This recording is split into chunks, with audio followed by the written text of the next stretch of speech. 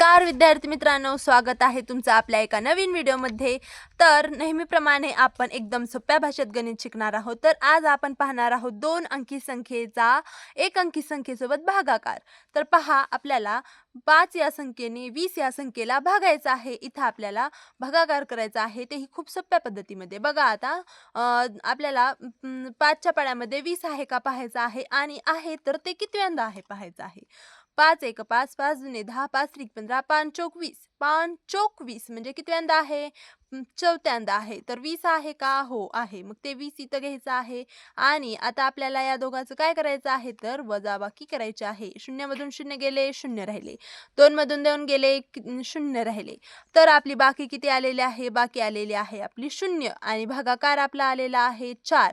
तर पहा, 5 या संख्येने 20 ला भागलं तर आपलं उत्तर काय येणार आहे? 4। याचाच अर्थ काय होत असतो, तर 20 चे आपल्याला 5 भाग करायचे म्हणलं तर 4 4 4 चे 5 भाग होतात। हे तुम्हाला समजलं? तर आपलं झालेलं आहे पहिलं गणित। आता आपल्याला करायचं आहे दुसरं गणित। तर मुलांनो, अशा प्रकारे सोप्या भाषेमध्ये गणित शिकायचं असेल तर आपल्या चॅनलला सबस्क्राईब करून बेल आयकॉन प्रेस करा, आणि आपल्या चॅनलमध्ये सर्व बेसिक गणित म्हणून एक प्लेलिस्ट आहे, ज्यामध्ये सर्व बेसिक गणित म्हणजे गुणाकार, भागाकार, बेरीज, वजाबाकी, वर्ग, वर्गमूळ काढणे सर्व काही अवेलेबल आहे। तुम्ही ते व्हिडिओ पाहिली नसतील तर पाहून घ्या। गणितामध्ये जेवढे काही बेसिक टॉपिक्स असतात ते सर्व तिथं कव्हर केलेले आहेत। ते तुम्ही नक्की बघून घ्या, म्हणजे तुम्हाला बेसिक गणितामध्ये एकदम मजबूत तुमचा पाया बनणार आहे। तर चला पुढचं गणित पाहूया।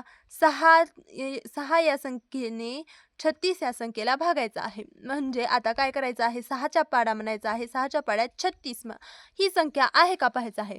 जर पाड्यामध्ये ही संख्या नसेल तर काय करतो आपण, त्या अगोदरची म्हणजे या 36च्या जवळची पण 36 पेक्षा लहान 6च्या पाड्यात कोणती संख्या आहे ते पाहतो। असेही गणित आहेत पुढे, ज्यामध्ये जे की त्या पाड्यामध्ये ती संख्या नाही, असे गणित आपण पुढे बघू। आता हे गणित बघूया।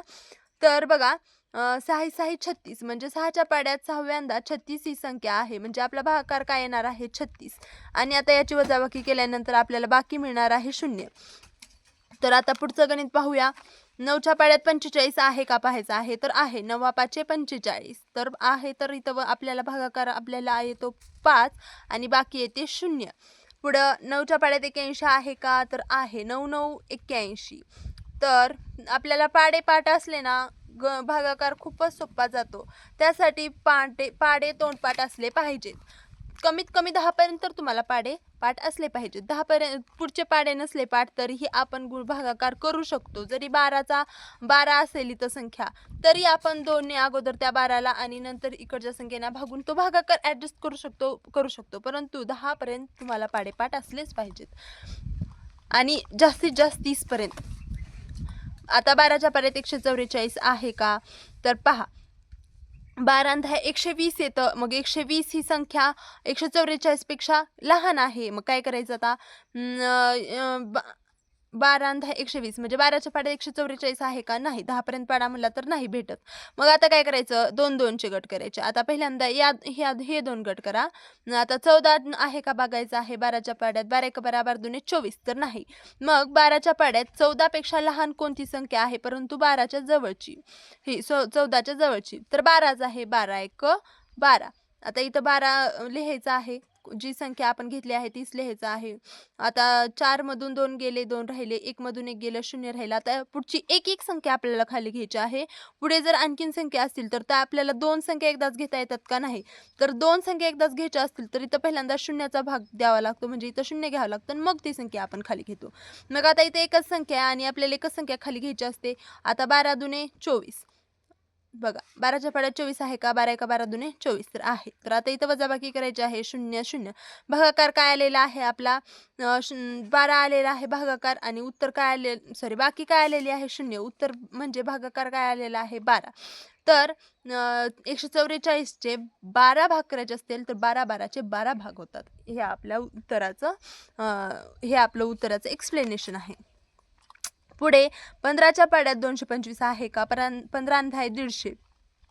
150 ही संख्या 225 पेक्षा लहान आहे. मग आता इथं पण आपण तसंच करायचं.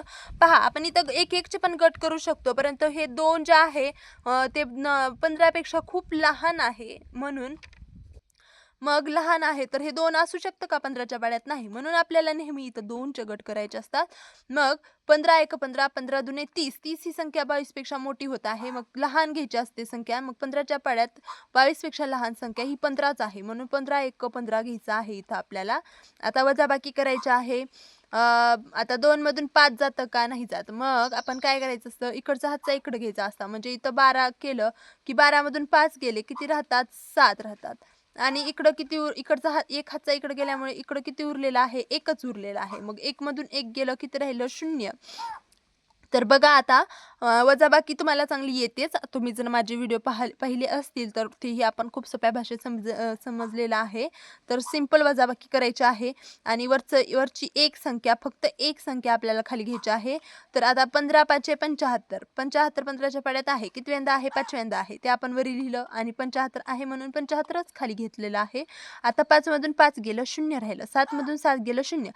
बाकी किती आलेले आहे? 0. म्हणजे आपला भागाकार इथं संपलेला आहे. आपलं उत्तर काय आलेलं आहे? 15. भागाकार आपला काय आला आहे? 15. तर आता पुढचं गणित पाहूया. 18च्या पाड्यात 360 आहे का बघायचं आहे. तर 18चा पाडा आता 360 एक 18 180 येतं बघा. 18 180 येतं म्हणजे 360 पेक्षा 180 लहान आहे. मग आपण इथं पण 2-2चे गट करूया. आपल्याला 18चा पुढे पाडा बनवत बसायचे का? नाही. 2-2चे गट करायचा आहे डायरेक्ट आणि आता 18चा पाडा म्हणायचा आहे. तर 18च्या पाड्यात 36 आहे. कितव्यांदा आहे? दुसऱ्यांदा आहे. 18 एक 18, 18 दुने 36. वजाबाकी करायची आहे. 0 0. आता पहा इथं 0 आपल्याला हे खाली घ्यायचं आहे. पण आता इथं शून्याचाच भाग जातो म्हणून आता शून्याला शून्याचाच भाग जाणार म्हणजे इथं 2 शून्य वर घ्यायचं आहे आणि इथं 0 घ्यायचं आहे आणि वजाबाकी करायची आहे. बघा इथं 0 उरलेला आहे म्हणून तुम्ही भागाकार इथं 0 0 0 आलं म्हणून थांबू शकता का? ह्या शून्याची वरच्या संख्येतल्या शून्याची किंमत खूप असते म्हणून हे 0 आपलं वरी जातं किंवा इथं शून्याचा भाग गेला असं पण म्हणू शकतो. म्हणजे 360ला 18ने भागलं की आपलं उत्तर काय येतं? 20 येतं. तर इथं आपली बाकी आलेली आहे 0 आणि भागाकार आलेला आहे 20. आता तसेच 22ने आपल्याला 448ला भागायचं आहे. आता 2चा गट करायचा आहे इथं. आता 2-2चे गट केल्यानंतर इथं 48 22च्या पाड्यात आहे का बघायचं आहे. 22 एक 22, 22 दुने 44 होतं. मग 22 दुने 44 आपल्याला घ्यायचं आहे. पहा 22 पेक्षा लहान 48 पेक्षा लहान आणि 48च्या जवळची संख्या ही 44 आहे म्हणून 22च्या पाड्यातली आपण 44 घ्यायचं आहे. 22 दुने 44. आता 8 मधून 4 गेले, 4 राहिलं. 4 मधून 4 गेले 0. आता हे 4 खाली घ्यायचं आहे आणि भागाकार करायचा आहे. 22 दुने 44. तर आपली बाकी आलेली आहे इथं 0 आणि भागाकार आलेला आहे 22. या प्रकारे आपण सर्व गणितं पाहिलेली आहेत. पुढचे व्हिडिओ पाहण्यासाठी आपल्या चॅनलला सबस्क्राईब करून बेल आयकॉन प्रेस करा आणि हा व्हिडिओ आवडला असेल तर लाईक शेअर सबस्क्राईब नक्की करा. धन्यवाद.